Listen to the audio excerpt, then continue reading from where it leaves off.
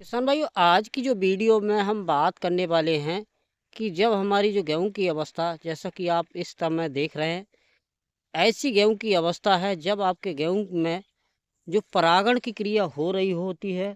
जैसा कि इस बाली में देख रहे हैं, ये जो सफ़ेद सफ़ेद फूल दिखाई दे रहा है, ये परागण की क्रिया हमारी गेहूं की फसल में हो रही है। और इस समय अगर हम अपनी गेहूं की फसल में किसी भी प्रकार का अगर स्प्रे करते हैं, अगर हम इसमें खाद का उपयोग करते हैं, तो जो परागण की क्रिया है वह बाधित होती है। क्योंकि जब स्प्रे करते हैं तो स्प्रे में ये जो देख रहे हैं आप सफ़ेद सफ़ेद फूल है, ये जब हल जाता है, झड़ जाता है, तो हमारे जो है इसमें बाली में जो दाने का भराव है वो कम देखने को मिल सकता है। क्योंकि जब हमारी परागण की क्रिया अच्छी तरीके से नहीं होगी और बाधित हो जाएगी स्प्रे के कारण, तो हमारा जो है जो बाली में है दाने का भराव हमें कम देखने को मिलेगा। तो विशेष ध्यान रखें किसान भाइयों कि जब आपकी गेहूं की जो फसल में इस तरह का जो सफ़ेद सफ़ेद फूल दिखाई दे, आपकी बालियों में परागण की क्रिया हो रही हो, उस समय किसी भी प्रकार का आप स्प्रे नहीं करेंगे। आप सुड़ी का स्प्रे नहीं करेंगे, आप माऊ और चैंपा किसी भी प्रकार का आप जो है फंगस का स्प्रे कदापि नहीं करेंगे। कि जब आपके गेहूं की फसल में परागण की इस तरह की क्रिया हो रही हो, उस समय आप किसी भी प्रकार का स्प्रे नहीं करेंगे।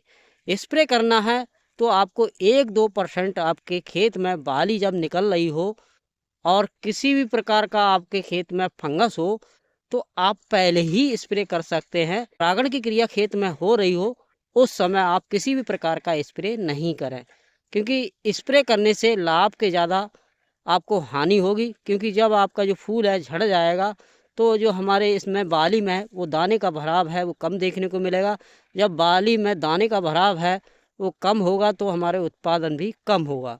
तो किसान भाइयों, हमें जब हमारी खेत की जो फसल है हरी भरी दिखाई दे रही है, फूल भी अच्छे तरीके से परागण की क्रिया उसमें हो रही है और हमारी फसल में एक बराबर बाली है वह निकल रही है, तो हमें एक गलती अगर ये कर देते हैं तो हमारे जो लाभ के बजाय हमें हानि अधिक होगी। क्योंकि इस समय हमने इस चीज़ का अगर विशेष ध्यान नहीं दिया तो हमारे जो उत्पादन है वो बढ़ने की जगह हमारा घट सकता है।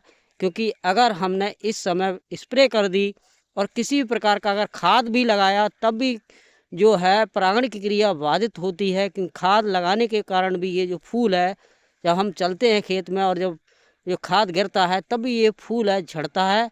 तो झड़ने के कारण ये है जो है परागण क्रिया बाधित होगी, तो उससे भी बहुत ज़्यादा लाभ के बजाय हानि देखने को मिलती है। अगर खाद भी लगाना है तो 1-2% जब आपके खेत में बाली निकलने का स्टेज हो, उस समय आप खाद का उपयोग कर सकते हैं।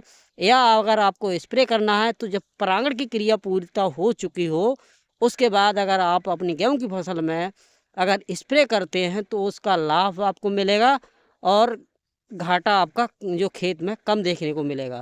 तो किसान भाइयों, आप अच्छी तरीके से समझ गए होंगे कि जब हमारे खेत में परागण की क्रिया हो रही हो, जैसा कि आपको दिखाने की मैं कोशिश करता हूँ, इस तरह का जो सफ़ेद सफ़ेद रंग का फूल आपके बालियों में दिखाई दे, ये परागण की क्रिया हो रही हो, तो उस समय किसी भी प्रकार का स्प्रे नहीं करना है, किसी भी खाद का उपयोग नहीं करना है।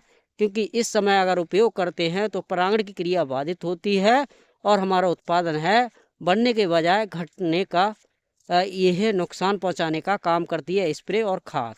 तो किसान भाइयों, ये वीडियो अगर आपको अच्छी लगी तो मेरी वीडियो को लाइक करें और इसी तरह के इंटरेस्टेड वीडियो मेरे चैनल के माध्यम से समय समय पर देखना चाहते हैं तो मेरे चैनल को सब्सक्राइब अवश्य करें। तो फिर मिलता हूँ एक नई वीडियो में नई जानकारी के साथ, तब तक के लिए धन्यवाद।